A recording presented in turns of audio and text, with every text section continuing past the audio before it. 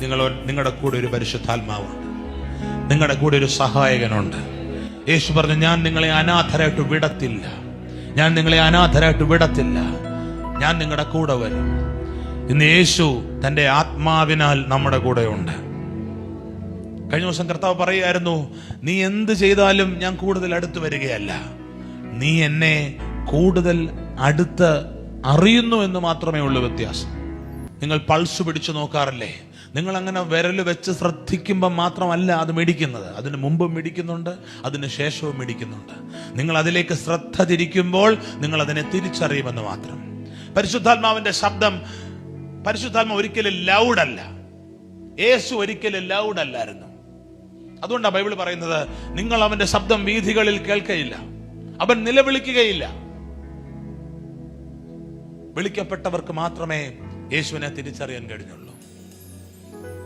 യേശു നിലവിളിച്ചില്ല, യേശു തെരുവുകളിൽ തന്റെ നാദം കേൾപ്പിച്ചില്ല. അതേ യേശുവിന്റെ ആത്മാവാണ് പരിശുദ്ധാത്മാവ്. പരിശുദ്ധാത്മാവിന്റെ ഒരു പ്രത്യേകത, പരിശുദ്ധാത്മാവ് ഒരിക്കലും സ്വയം വെളിപ്പെടുത്തുകയല്ല. പരിശുദ്ധാത്മാവിന് ഒറ്റക്കാരിയെ പറയാനുള്ളൂ,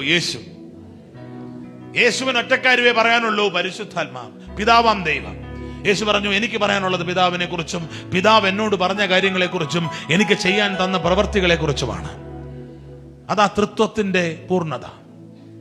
അതുകൊണ്ട് തന്നെ ഒരിക്കലും സ്വയം വെളിപ്പെടുത്താത്ത, ഒരിക്കലും സ്വയം ഉയർത്താത്ത പരിശുദ്ധാത്മാവിനെ ആരെങ്കിലും ദുഃഖിപ്പിച്ചാൽ ക്ഷമിക്കാൻ കഴിയത്തേ ഇല്ലെന്ന് കർത്താവ് പറഞ്ഞു. കാരണം അവൻ സെൽഫ് പ്രൊമോട്ടിംഗ് അല്ല, അവൻ പ്രൊമോട്ട് ചെയ്യുന്നത് യേശുവിനെയാണ്. നമ്മുടെ കൂടെ പരിശുദ്ധാത്മാവ് നിൽക്കുകയാണ്, 24/7 നിൽക്കുകയാണ്, 24 മണിക്കൂർ. ഒരു നാളും നിങ്ങളെ കൈവിടത്തില്ല. നിങ്ങൾ യേശുവിനെ സ്വീകരിച്ചപ്പോൾ നിങ്ങളുടെ ശരീരത്തെ അവൻ തന്റെ മന്ദിരമാക്കി മാറ്റി. എന്ന് പറഞ്ഞാൽ സെന്റർ ഓഫ് ഓപ്പറേഷൻ ആക്കി. നമ്മൾ പറയത്തില്ലേ ആസ്ഥാനം, ചിലരുടെ ആസ്ഥാനത്താണ്. ഇപ്പൊ കേരള സർക്കാരിന്റെ ആസ്ഥാന മന്ദിരം എന്ന് പറയുന്ന സെക്രട്ടേറിയറ്റ് ഇരിക്കുന്നത് എവിടെയാണ്? തിരുവനന്തപുരത്താണ്. ആ ആസ്ഥാനത്ത് ഇരുന്നു കൊണ്ടാണ് ഭരണം നിർവഹിക്കപ്പെടുന്നത്.